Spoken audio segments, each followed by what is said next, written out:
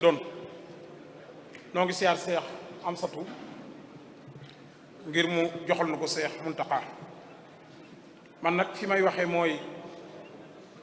fi jàmbaar yi bàyyee rek mooy Himar Jaañ moomu noo ngi koy wax ne ko dégg naa sax ñu naan na ko état dàq ak yooyu loolu nun suñu yoon nekku ci nañ ko def premier ministre ñoo xam mais na bàyyi sëñ Touba ku dut moom maynu la ngay wax dara ci sëñ Touba ne ci réew mi di am jàmm. loolu nag nun murit yi noo koy lijjanti li fekk àggunu ñun murit yi nu laal sëriñ Fàllu waa kër sëñ Moodu Mustafaa ñëpp jóg nu laal borom daaru waa kër maam Cheikh Anta ak sëñ Mandumbe jóg yëf yi nasoo gut luy raam ci ñag bi la jëm nanu taxaw yoonu sëñ Touba wii teg gore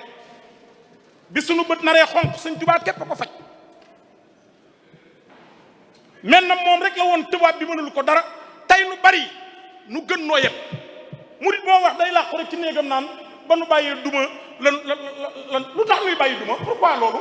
est-ce que dañ koy wax rek toog di ko wax ci ay téléphone ajjuma wootewaat nañ Masalik dugal nañ recours ndax bii passé dañ koo yóbbu ñu ne perte nañ benn fan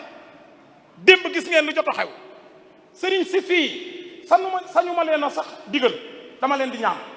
ku ci ne am nga ay taalibe yu nekk ci dëkk bi na ñëpp mobilisé wu niñ defoon ci màggal gi dem Masalik taxaw fa régler lii mu jeex une bonne fois pour toutes sëñ Bamba du morom gaa yi yëpp sëñ Tuubaa yebuñu ma man yebuñu ma noo dëkk Ndakaaru yebuñu ñu pourquoi ñu yëpp sëriñ bi état mooy lan ak pal mooy lan nanu taxaw yoonu sëñ Tuubaa wi mu jaral ñu bakkan ku ne ngi làqu boo waxee naan damaa bañ ko ma saaga nan nu saaga ngir sëriñ bi